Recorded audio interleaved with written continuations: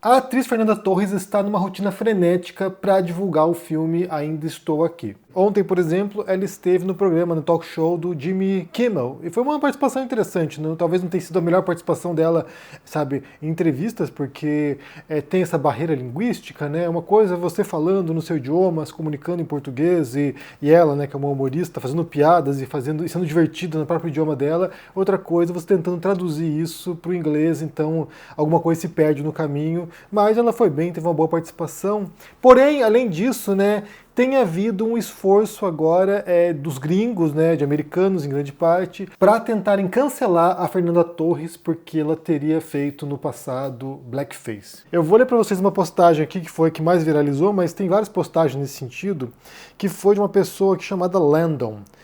Não existe mais essa postagem, a pessoa fechou a conta, acho que houve uma repercussão tão grande, né, e uma reação tão grande dos brasileiros que a pessoa fechou a conta. Mas diz o seguinte aqui, põe a imagem da Fernanda Torres com blackface e diz o seguinte aqui, Fernanda Torres, uma mulher branca fazendo blackface para reforçar estereótipos sobre os afro-brasileiros. É nojento, daí carinha de vômito aqui, né? E como eu falei, foi uma das pessoas que falou isso, tem várias pessoas agora tentando cancelar a Fernanda Torres por causa disso. E aí, eu vou falar uma coisa aqui que eu já falei acho que uma dezena de vezes aqui, vocês que acompanham o canal já sabem minha opinião sobre isso, mas eu vou repetir porque esse tipo de cancelamento, de coisas que aconteceram no passado, né, em alguns anos, algumas décadas no passado, em alguns casos, é tão anacrônico e tão burro, porque, sinceramente, né, a gente tem que compreender como as coisas mudam, como os tempos mudam, né? Então, eu já falei aqui sobre vários autores, né, que foram cancelados no passado, autores que foram considerados como racistas, né, misóginos, homofóbicos e assim por diante. E aí, tirando alguns casos excepcionais, como Monteiro Lobato, que não apenas era racista, porque todo mundo era racista na época praticamente, mas porque ele era um racista ativo, né, ele fazia parte de um grupo de eugenistas. Né? Ele era alguém que propunha a erradicação da raça, da etnia negra. Né? Então, assim, não era só alguém que reproduzia preconceitos da época, era alguém que ativamente fazia parte de um grupo que depois vai levar, né, a várias propostas de liquidação de etnias, entre aspas, aqui, inferiores, né? Como foi o caso do nazismo. O nazismo aplicou técnicas eugenistas para tentar purificar a Alemanha, né? Purificar também entre aspas aqui, né, dentro da visão deles eugenista, para purificar a Alemanha e erradicar os judeus.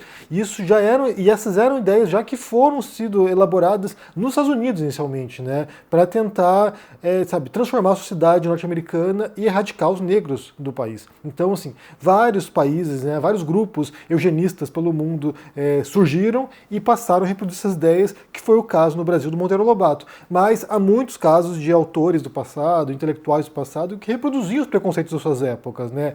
Se você tem, por exemplo, Schopenhauer, né, tem um texto que eu li com o pessoal aqui que participou do Clube do Livro aqui, eu li um texto dele que era As Dores do Mundo, que tem um artigo lá no qual ele é extremamente misógino. O Schopenhauer, assim, era alguém que fala coisas horrendas. Você lê aquilo ali, parece estar lendo um incel nos dias de hoje.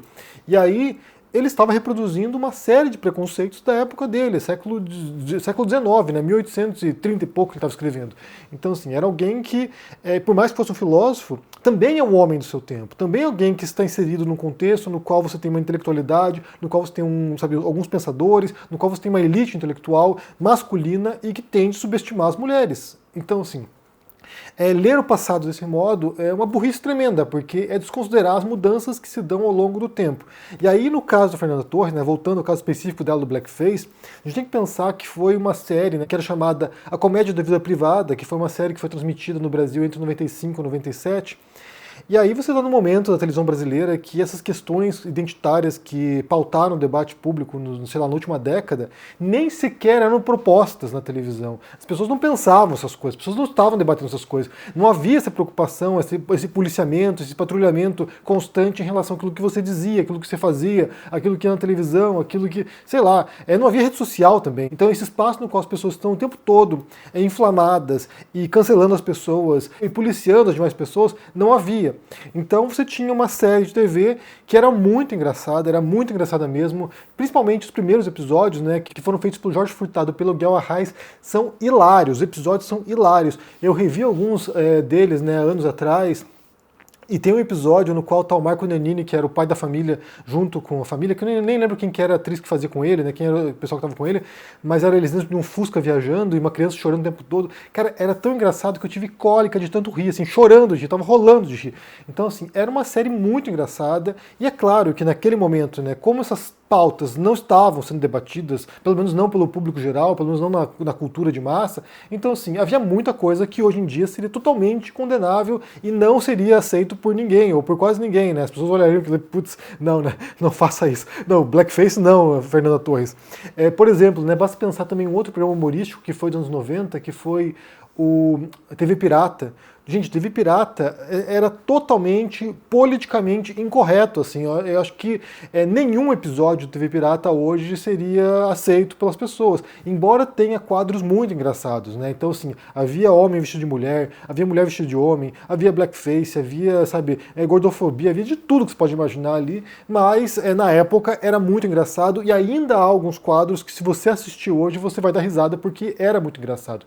Mas envelheceu mal, né? Então o tipo de piada envelheceu mal, e o humor é um gênero muito complicado nesse sentido, porque muda muito os códigos de humor de um tempo para o outro, muda muito os códigos de humor de uma região para outra, de um país para outro, de uma cultura para outra. Aquilo que é engraçado no Brasil talvez não seja nem um pouco engraçado no Afeganistão, aquilo que é engraçado no Japão talvez não venha tão bem para cá. Então, assim, tem humor norte-americano que é uma bobagem completa, que a gente assiste, nossa, que bobagem. Tem um tipo de humor britânico que às vezes chega pra gente, a gente não saca muito bem. Então, assim, é uma coisa muito contextual, um gênero muito contextual, e, como eu falei, esses códigos, eles mudam drasticamente de uma época para outra. Eu assisti a um documentário sobre o Steve Martin, muito legal, chamado Steve, é muito legal mesmo, são 2 episódios que conta a trajetória do Steve Martin, né, desde de quando ele começa a fazer humor, stand-up, essas coisas, e ele tem uma época no qual ele faz, nos anos 70, ele faz um humor de stand-up, e é um humor absurdista, então assim, ele faz umas piadas que talvez hoje não fossem tão engraçadas como era na época, e aí ele fala, né, como havia um humor muito politizado, que era um humor, sabe, sobre Vietnã, sobre, sei lá, New Left, né? Era um humor politizado e ele não queria fazer esse humor e ele passa a fazer um humor totalmente bobo e absurdo. E isso fez muito sucesso na época. E talvez hoje já não funcionasse mais, por outras razões. Ou, por exemplo, o próprio Seinfeld, né, disse que ele não fazia, isso há alguns anos atrás, ele falou que ele não fazia mais shows de stand-up em universidades porque o patrulhamento ideológico era tão forte que piadas que ele fazia, que antes eram engraçadas, agora eram ofensivas, ele não podia fazer show mais, ele não conseguia fazer mais piada porque tudo que ele falava era ofensivo para alguém, e aí ele parou de fazer shows de stand-up em universidades, porque não dava mais. Então, assim, esses códigos mudam, e aí tentar aplicar um filtro de hoje, que já está meio que agora sendo desgastado, como a gente falou aqui recentemente, aplicar o filtro de hoje para o passado, mesmo recente, né, a gente fala aqui de 30 anos atrás, basicamente, aplicar esse filtro para o passado é muito ruim e é anacrônico, de fato, né, ainda mais no Brasil, ainda mais pensando que no Brasil não teve o tipo de militância identitária como houve nos Estados Unidos, porque nos Estados Unidos começa já com muita força nos anos 60, anos 70 e diante, né, então assim, essa questão do blackface é uma questão que pegava muito para os grupos militantes negros nos Estados Unidos, porque era algo feito em Hollywood, né, era feito no cinema isso, para tirar sarro dos negros. Então, assim, era uma coisa muito forte, né? Era uma característica muito forte e muito criticada há muito tempo nos Estados Unidos. Então, havia algumas décadas, sabe, na história dessa crítica ao blackface, e o Brasil não tinha isso, né? O Brasil, a militância, embora houvesse militância negra nos anos 70 e 80, mas começou mesmo a se propagar isso, essas disputas identitárias, talvez de uns 15 anos para cá. Então, pensar anos 80 e 90 no Brasil era um vale-tudo na televisão, né? Porque você sai de um regime repressivo, ditatorial, da ditadura militar no Brasil, entra na democracia e parece que abriu os comportas, então fazia de tudo, né? Assim, tipo, foi um oba-oba mesmo, foi um mundo alelê total, e aí a televisão explorou todos os limites e de maneira ofensiva às vezes. Então, a gente pode pensar que a televisão ela estava num cenário de liberdade ali, né, e de exploração dos limites que eram muito mais amplos do que agora. Então, a televisão reproduziu isso e a gente pode imaginar que nem sequer, como eu falei, havia esse questionamento sobre se aquilo ali era apropriado ou não. O próprio Jô Soares gordo fazia piadas gordofóbicas. Então, assim, a gente tem que pensar que era um outro cenário mesmo, era um outro mundo, que não era semelhante ao cenário dos Estados Unidos. Então, assim, se já havia uma consciência crítica em relação a blackface nos Estados Unidos, nos anos 80 e 90, no Brasil isso não era uma questão. Isso não era um problema na televisão. Hoje a gente vê com problema. Hoje a gente vê, olha só, gente, que inapropriado. Nossa, olha só que absurdo. Não se faz isso mais hoje. Mas naquela época se fazia.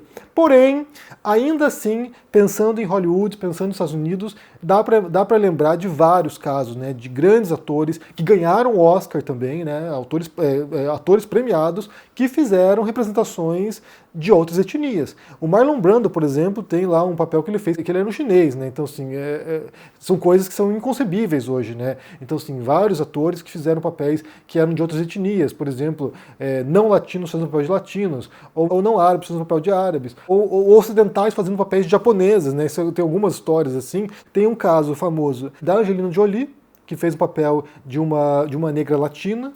É sério isso. E tem o caso da Tilda Swinton também, que fez um papel de uma monge tibetana no Doutor Estranho. Isso recente, né? Isso não foi 50 anos atrás, 30 anos atrás, foi agora, sei lá, 5 anos atrás. Então, e são mulheres premiadas, foram indicadas também para o Globo de Ouro, então assim, se há uma revolta em relação ao blackface da Fernanda Torres, me parece uma revolta seletiva nesse caso. Me parece, inclusive, xenofobia, se for pensar, né? Porque, não, a Angelina Jolie pode fazer, a Tilda Swinton pode fazer, mas a brasileira lá, a Fernanda Torres, não pode fazer não, aí não pode. Latino-americana fazendo blackface, não, aí não pode. Mas os americanos fizeram e fizeram muito tempo também, né? Como eu falei, Hollywood está repleto de casos parecidos de grandes artistas premiados, né, que foram premiados e é isso, né? Então é complicado. Mas, como eu falei, esse tipo de história, esse tipo de cancelamento, sabe, às vezes póstumo, né? O cara já morreu, o ator já morreu, o artista já morreu, tem, sei lá, 20 anos, 30 anos, e aí vão voltar para a obra do cara para tentar descobrir elementos ali, para tentar cancelar aquele autor. Não leiam esse autor mais porque ele era preconceituoso no passado. 100 anos atrás o cara era preconceituoso. Aí me parece uma tremenda de uma burrice mesmo, uma incompreensão, uma incapacidade de ler o cenário, de ler o contexto, de compreender a época daquele autor. Inclusive é um trabalho que deve ser feito para qualquer obra do passado, né? É de você entender em que mundo aquela obra nasceu. Quando você vai ler um autor grego, né? Quando você vai ler o Aristóteles, quando você vai ler o Sófocles, quando você vai ler um autor latino, um autor medieval, qual era o mundo daquele autor? Por que aquele autor escrevia aquelas ideias naquele momento? Por que ele estava pensando aquelas coisas naquele momento e não outras? Então isso é muito interessante, e esse trabalho é um trabalho, sabe, às vezes bastante exaustivo, porque você tem que ler muitas coisas secundárias para poder, sabe, aumentar sua percepção sobre aquela época, mas só assim que se tem uma leitura apropriada do passado.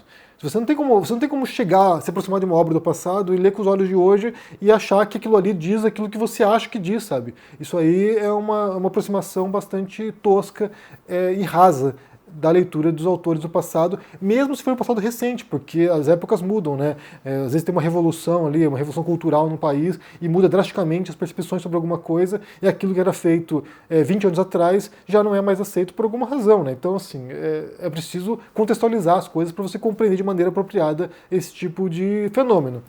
Bem, o que vocês pensam aqui sobre essa história, né? Primeiro sobre a participação da Fernanda Torres no Jimmy Kimmel, se você assistiu, se você curtiu a participação dela, a dificuldade de fazer humor também em outro idioma, né? Porque embora ela tenha saído bem, não é a Fernanda Torres que a gente conhece, porque ela é muito mais solta e muito mais desenrolada. Como é que você percebe isso? E também sobre essa história agora de gringos, né, norte-americanos, possivelmente muitos deles, tentando cancelar a Fernanda Torres porque ela teria feito blackface nos anos 90, 95, 96. Como é que você entende isso? Como eu falei, me parece uma tremenda burrice anacrônica, mas como é que você entende isso? Deixa aqui embaixo no comentário, deixa o joinha, se inscreva no canal aqui, ativando o sininho, isso é muito importante para ajudar aqui no engajamento. Se torne um membro ou apoie o canal, isso vai ajudar a produzir esse ano documentários filosóficos, então eu conto com a sua participação, link na descrição desse vídeo, se cuide por aí e até mais. Tchau! O Brasil está passando por um momento extremamente delicado. O dólar passou de R$6, os juros subiram como há muito tempo não subiam e a previsão é de que subam mais ao longo dos próximos meses. As pessoas estão completamente perdidas em relação ao que fazer com os investimentos delas e também em relação aos rumos da economia. A boa notícia que eu tenho para vocês é que está chegando a data do Mapa da Mina, o nosso evento anual onde eu pego e transformo toda essa história de economia e investimentos numa linguagem muito simples, mostrando para vocês um resumo de todos os relatórios das principais instituições do Brasil e de fora do Brasil, para vocês poderem entender o que está acontecendo. Faço também minhas previsões em relação ao que vai acontecer no ano. Nos últimos anos, a gente acertou muito essas previsões. E isso dá para vocês segurança e um caminho para vocês navegarem nesses momentos tão difíceis. Vai ser dia 30 de janeiro, uma quinta-feira, às 8 horas da noite. É absolutamente gratuito. Para vocês se inscreverem, é só clicar no link aqui embaixo. Um abraço e até lá!